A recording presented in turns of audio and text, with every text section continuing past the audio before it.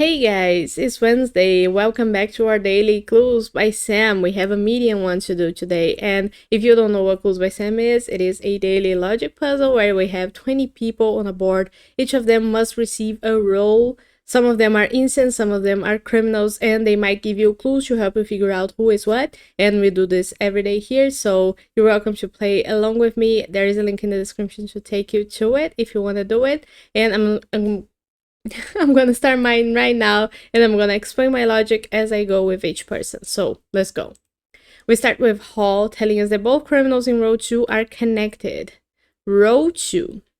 So Hall is in row 2 himself, and if the criminals were beside him, they wouldn't be connected. So the people who are criminals in row 2 have to be the people to his left, who are the only ones who could be criminals connected. And he also says there's only 2 criminals because of the both word. So we know that Isaac's not a criminal. He's an innocent. Now we don't need his clue anymore. Now Freya says that both criminals below Cheryl are connected. So that makes Tina a criminal because there's 4 people below Cheryl. One of them is already an innocent.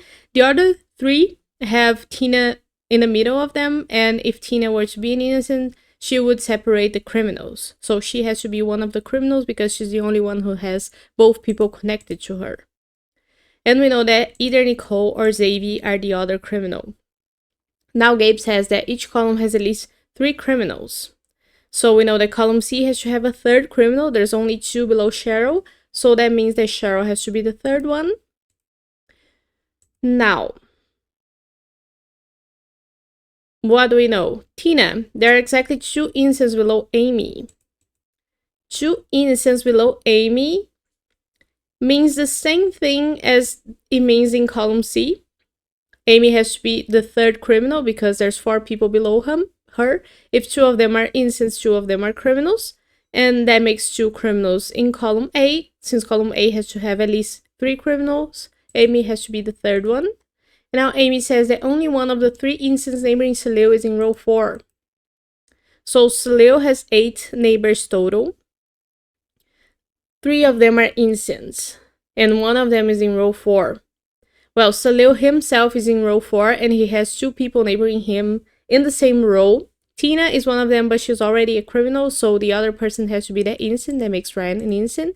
And that's 2 of Salil's innocent neighbors, because the second one is going to be either Nicole or Xavier in column C. Now Ryan says that both innocents above Zara are connected. Let me just put Katie and Vicky as one or the other, because we know there's 2 innocents below Amy. And that makes the 3rd innocent neighbor for Salil. So Max and Will are both criminals because of that. Now, Ryan says that both innocents above Zara are connected.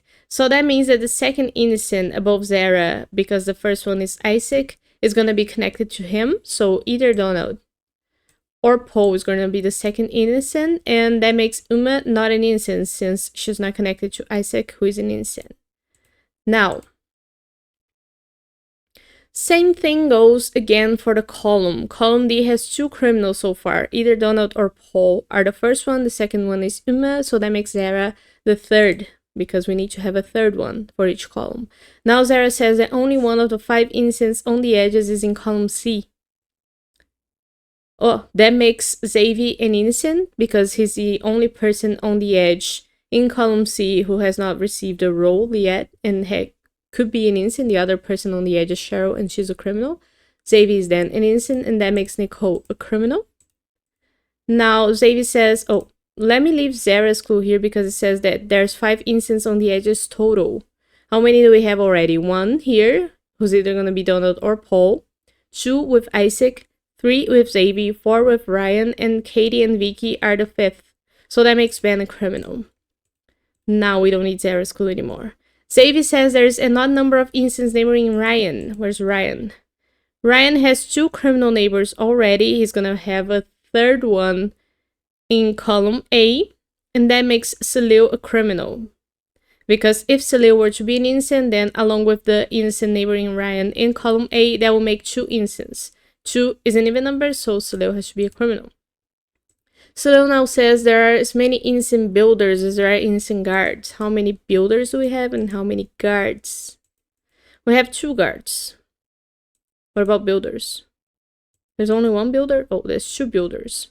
So 2 guards and 2 builders, which means that as many innocent guards as there are innocent builders. So both builders are revealed, so that makes 1 innocent and 1 criminal. The second guard has to be a criminal then, because the first one is an innocent. That makes Donald an innocent. Now Donald says that there are more criminals in row 3 than row 4. Well, if Katie were to be an innocent, then row 3 and row 4 would have the same number of innocents and the same number of criminals. So Katie has to be a criminal, and that makes Vicky an innocent. And we are done. Good. Nice one. Ooh, it's green. Why is it green? Solved in 456. Does that mean that I have a new record? Let me read news. Are there news? What's new? If you rank among the top 1, congratulated. Okay, thank you. If you achieve a perfect solve, you'll be told how many others managed to do the same. Okay, nothing about the green text. But very interesting. I like it, I like it. But that will be it for today. Another short one, a medium one. I'm pretty proud of the below 5. And I guess I'll see you tomorrow for more Clues by Sam. Let me know if you played it and how it went for you. And I'll see you tomorrow. Bye bye.